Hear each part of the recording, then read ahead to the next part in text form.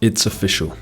In America, the top 1% now have more money than the entire middle class. Just take a second to sit and think about that statement. Every day, we see stories on the news or read articles about a new billionaire or how a certain stock has risen in value and how much money this has made the company. But how often do you honestly sit there and take it in? The chances are you watching this video are likely in the middle class. But if you live in other parts of the world, the idea of wealth disparity should be nothing new to you. In Nigeria, the scale of inequality has reached extreme levels. Reports Oxfam, a UK-based charity, in a study published on May 19, 2017, 5 of Nigeria's wealthiest people, including Africa's richest men, have a combined wealth of $29.9 billion, more than the country's entire 2017 budget. About 60% of Nigerians live on less than $1.25 a day, the threshold for absolute poverty. In Vietnam, the country's richest man earns more in a day than the poorest earn in a decade. All across the world, you will see leaders and people in power flying private jets, driving luxury vehicles, and enjoying the finest of dining, whilst the nation they are in charge with supporting and looking after struggles. Across the world, the annual income of the top 1% is very spread. You have places such as the United Arab Emirates, which will take you an annual pre-tax income of roughly $922,000 a year to be in the top 1%, and countries such as India, where it will only take an annual income of $77,000 to qualify to be in the nation's top 1%. Wealth disparity is an issue worldwide, and just using a nation's annual income as a judge for the gap between classes is not useful, as there are many factors that can affect and skew these statistics, such as the size of the population, location of the country, and cultural factors. An example of this is India.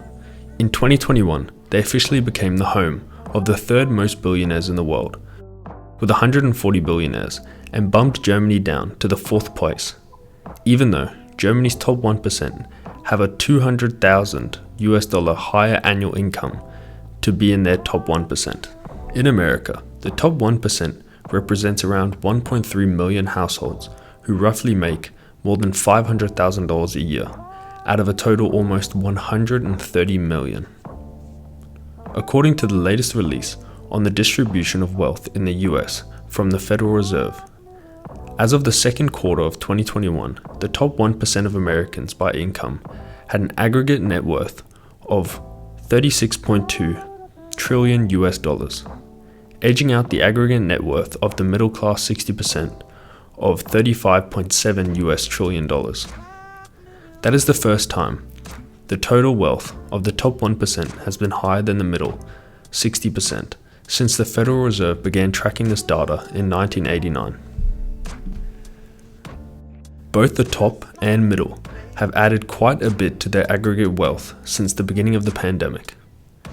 Government stimulus and social support packages over the last year and a half bolstered the balance sheets of the middle class, jolting the pattern of stagnation. At the same time, stock markets have been on a wild tear after their initial dip in last May. Greatly adding to the wealth of those at the top, in 2020, the top 1% of Americans added around $4 trillion to their wealth, more than the total amount of wealth that the bottom 50% of America held that year. Since the pandemic began, American billionaires added $1.8 trillion to their collective net worths, according to a report from the Institute of Policy Studies and Americans for Tax Fairness. While middle class has different meanings to different people, many economists use the income to define the group. The 77.5 million families in the middle 60 make around $27,000 to $141,000 annually, based on Census Bureau data. Another main factor to this that was touched on earlier was the pandemic. While small businesses suffered with forced closures, lack of workers, and supply shortages, large companies thrived. I mean, look at the top companies. Apple's market cap since the pandemic It currently sits at just over 2.8 trillion US dollars and is now over doubled and is slowly getting closer to tripling its pandemic low of $1.1 trillion of market cap. But the pandemic has not just been good for these top companies, but also those who likely own parts of them. It has been a banner year for billionaires across the world. In 2021, Forbes found a record 2,755 billionaires across 70 countries, nearly a third higher than the 2,095 listed in 2020.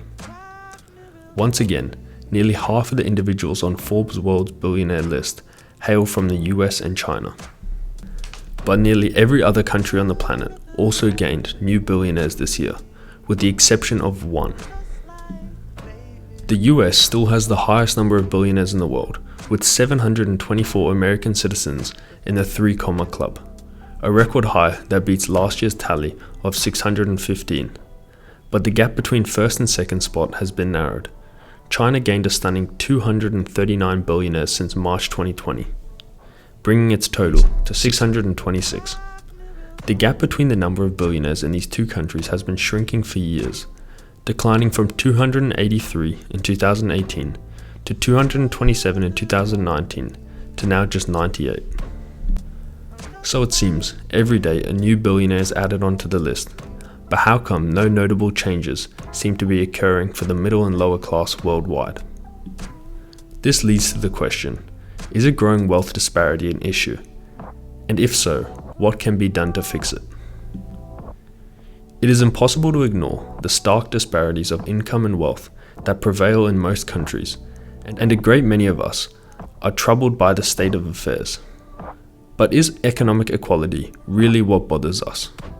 An influential essay published in 1987 by the philosopher Harry Frankfurt suggests we have now misidentified the problem, argued that it does not matter whether some people have less than others. What matters is that some people do not have enough. They lack adequate income, have little to no wealth, and do not enjoy decent housing, healthcare, or education. If even the worst off people had enough resources to lead good and fulfilling lives, then the fact that others had still greater resources would not be troubling. And Professor Frankfurt, it seems, has a point. Those in the top 10% of America's economic distribution are in very comfortable positions. Those in the top 1% are even more comfortable positions than those in the other 9%. But few people find this kind of inequality troubling. Inequality bothers us most when it seems only when some are very rich and others are very poor. Even when the worst off people are very poor, moreover, it wouldn't be an improvement to reduce everyone to their level. Equality would then prevail, but equal misery is hardly an ideal worth striving for. So perhaps we shouldn't object to economic equality as such. Instead, we should just try to improve the position of those who have least. We should work to eliminate poverty, hunger, bad schools, substandard housing, and inadequate healthcare. We shouldn't make elimination of inequality our aim. Is this the correct conclusion? I think not. Economic equality matters a great deal, whether or not it matters as such. Start by considering 2 points that Professor Frankfurt himself would accept. First, to succeed in eliminating poverty and securing decent conditions of life for all Americans would require raising taxes on the rich significantly. Although the ultimate purpose would not be to reduce inequality, the indirect effect would be to just do that. So even an inequality as such is not a problem. Reducing inequality is almost certainly part of the solution. Second, even if economic inequality is not a problem in of itself, it can still have bad effects. Great disparities of income and wealth, of the kind we see in the United States today, can be damaging effects, even when nobody is badly off in absolute terms. For example, the wealthiest may be able to exert a disproportionate share of the political influence and shape society in conforming with their interests. They may be able to make the law work for them rather than for everyone, and so undermining the rule of law. Enough economic inequality can transform a democracy into a plutocracy, a society ruled by the rich. Large inequalities of inherited wealth can also be particularly damaging, creating in effect an economic caste system that inhibits social mobility and undercuts equality of opportunity. Extreme inequality can also have subtler and more insidious effects, which are extremely pronounced when those who have least are also poor and lack adequate resources, but which may persist even if everyone has enough. The rich may persuade themselves that they are fully deserving of their enormous wealth and develop attitudes of entitlement and privilege. Those who have less may develop feelings of inferiority on one hand and the hostility and the resentment on the other. In this way, extreme inequality can distort people's views of themselves and compromise their relationships with one another.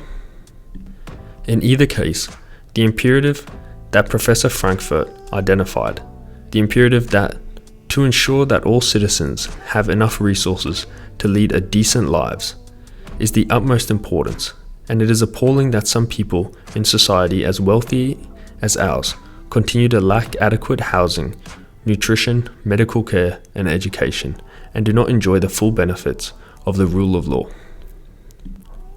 So one way people believe this issue should be tackled is by taxing the wealth and not the income. On the outside, this might look like the right idea, and it will help combat the loopholes billionaires and the top 1% have been doing for years to avoid paying their fair share. I mean, Mark Zuckerberg, one of the richest people in the world, only has an annual income of $1. This shows that something must change. But there are some underlying issues that could be caused with such a wealth tax, and it might not help the lower income earners whilst hurting the rest of the economy. Wealth taxes are difficult to administer and, more importantly, invariably reduce savings, investment, productivity, and economic growth. But stay tuned for a full video on the topic of tax on the wealth. And the final question is, will this gap continue to grow? Looking at the charts, they show no signs of slowing down. The top 1% have been aggressively pursuing the middle class and have now overtaken them. And with this wealth, post-pandemic, I don't see a decline anytime soon. Hopefully this video helped you gain a greater understanding on the growing issue that is wealth disparity, and feel free to share your thoughts on this topic in the comment section. For more weekly case studies and business and financial news, subscribe to Business Ventures and check us out across all social media platforms.